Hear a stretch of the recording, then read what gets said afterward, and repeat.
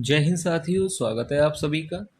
तो साथियों, वीडियो में आगे बढ़ने से पहले जो भी विद्यार्थी पहली बार क्लास ले रहे हैं वो चैनल को सब्सक्राइब जरूर कर लें, क्योंकि इसी तरह के प्रश्न चैनल पर डेली कराए जाते हैं। तो आज की क्लास को शुरू करते हैं और देखते हैं पहला प्रश्न। तो देखिए, आज का पहला प्रश्न है, हिंदी की उत्पत्ति किस भाषा से हुई? ऑप्शंस दिए गए हैं, लौकिक संस्कृत, वैदिक संस्कृत, सौरसेनी अपभ्रंश या मगधी। तो देखिए, इस प्रश्न का सही उत्तर हो जाएगा ऑप्शन सी, सौरसेनी अपभ्रंश। ठीक है, याद रखिएगा, ऑप्शन सी यहाँ पर राइट आंसर होगा। हिंदी की कितनी उपभाषाएं हैं? देखिए, हिंदी की कितनी उपभाषाएं हैं? ऑप्शन दिए गए हैं 2, 3, 4 या 5। तो देखिए, हिंदी की कितनी उपभाषाएं हैं? ऑप्शन डी सही हो जाएगा, 5। आपको पता होना चाहिए हिंदी की कितनी उपभाषाएं हैं? 5। हिंदी की कितनी बोलियां हैं? ऑप्शंस दिए गए हैं 15, 18, 17 या 22। तो देखिए, हिंदी की कितनी बोलियां हैं? तो राइट आंसर हो जाएगा ऑप्शन बी, 18। ठीक है, याद रखिएगा कितनी बोलियां हैं? 18।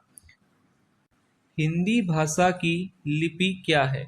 ऑप्शंस दिए गए हैं, जननागरी लिपि, गुरुमुखी लिपि, ब्राह्मी लिपि या देवनागरी लिपि। अगर ये प्रश्न आपसे परीक्षा में पूछा जाए तो राइट आंसर आपको लगाना है ऑप्शन डी, देवनागरी लिपि। याद रखिएगा, हिंदी भाषा की लिपि क्या है?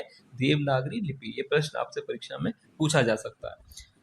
किस अनुच्छेद के तहत हिंदी राजभाषा होगी? ऑप्शंस दिए गए हैं, अनुच्छेद 347 या 344, 343 या 342। तो देखिए, यह प्रश्न आपसे परीक्षा में पूछा जाए तो इस प्रश्न का सही उत्तर आपको लगाना है ऑप्शन सी, अनुच्छेद 343 के तहत हिंदी राजभाषा होगी। तो यहाँ पर ऑप्शन सी राइट आंसर होगा।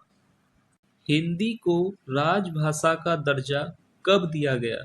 ऑप्शन दिए गए हैं, 14 सितंबर 1950 या 14 सितंबर 1949, 1948 या 14 सितंबर 1947। हिंदी को राजभाषा का दर्जा किस वर्ष दिया गया था? ऑप्शन बी राइट हो जाएगा, 14 सितंबर 1949 को। याद कर लीजिए, आपसे परीक्षा में पूछा जा सकता है कि हिंदी को राजभाषा का दर्जा किस वर्ष दिया गया था? तो 14 सितंबर 1949 को हिंदी को राजभाषा घोषित किया गया था। तो ऑप्शन बी इस प्रश्न का सही उत्तर हो जाएगा। अब इसके बाद देखिए, अगला प्रश्न देखते हैं।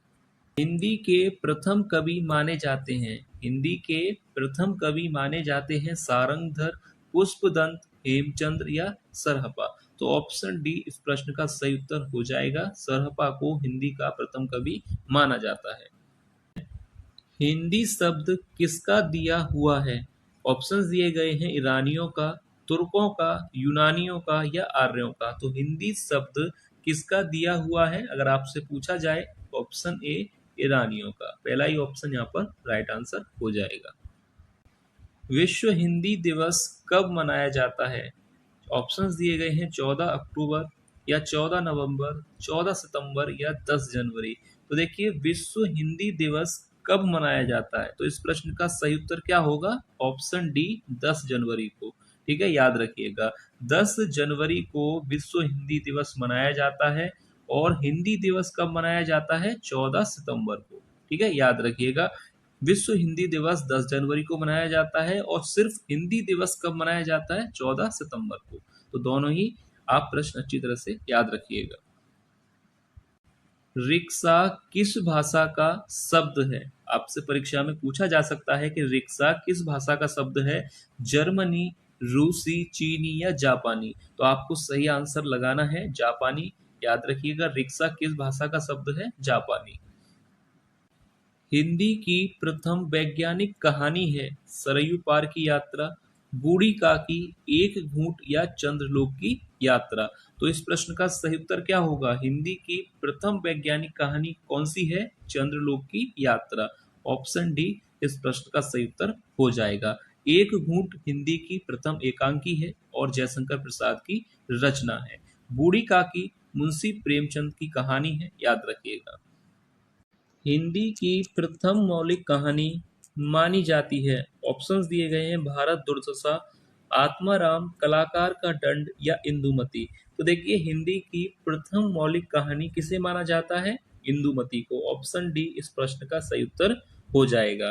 ठीक है, याद रखिएगा, हिंदी की प्रथम मौलिक कहानी माना गया है इंदुमती को। पंजाबी भाषा की लिपि क्या है? पंजाबी भाषा की लिपि क्या है? देवनागरी, संस्कृत, अपभ्रंश या गुरुमुखी। तो देखिए पंजाबी भाषा की लिपि है गुरुमुखी। ऑप्शन डी इस प्रश्न का सही उत्तर हो जाएगा। शब्द की ज्योति ना जली होती तो विश्व अंधकार में होता, किसका कथन है? यह प्रश्न आपसे परीक्षा में पूछा जा सकता है। ऑप्शन दिए गए हैं भरत मुनि ने, शुक्ल ने, डांडी ने या द्विवेदी ने। तो ये कथन किसने कहा है? शब्द की ज्योति ना जली होती तो विश्व अंधकार में होता।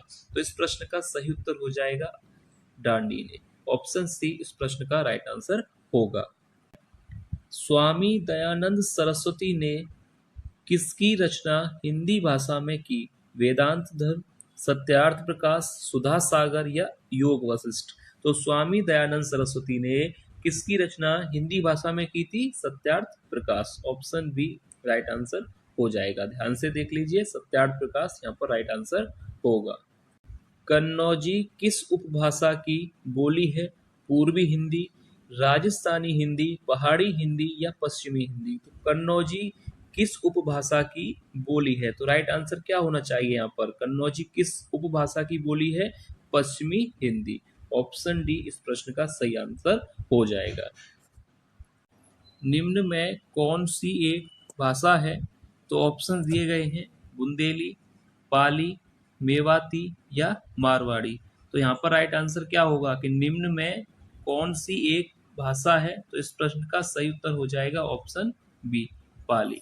ठीक है, ऑप्शन बी यहाँ पर राइट आंसर होगा। कौन सी एक भाषा आपसे पूछा गया था, तो पाली यहाँ पर राइट आंसर हो जाएगा। अरबी भाषा का कौन सा शब्द है? ऑप्शंस दिए गए हैं गवाह, दीदार, नमाज या गुनहा। तो इस प्रश्न का सही आंसर क्या होगा आप लोगों को कमेंट करके बताना है, क्योंकि यह प्रश्न एक टेस्ट प्रश्न है, यानी आप लोगों के लिए ही बनाया गया प्रश्न है। आपको बताना है कि अरबी भाषा का कौन सा शब्द है। तो इस प्रश्न का जो भी सही आंसर हो आप लोग कमेंट करके बताइएगा।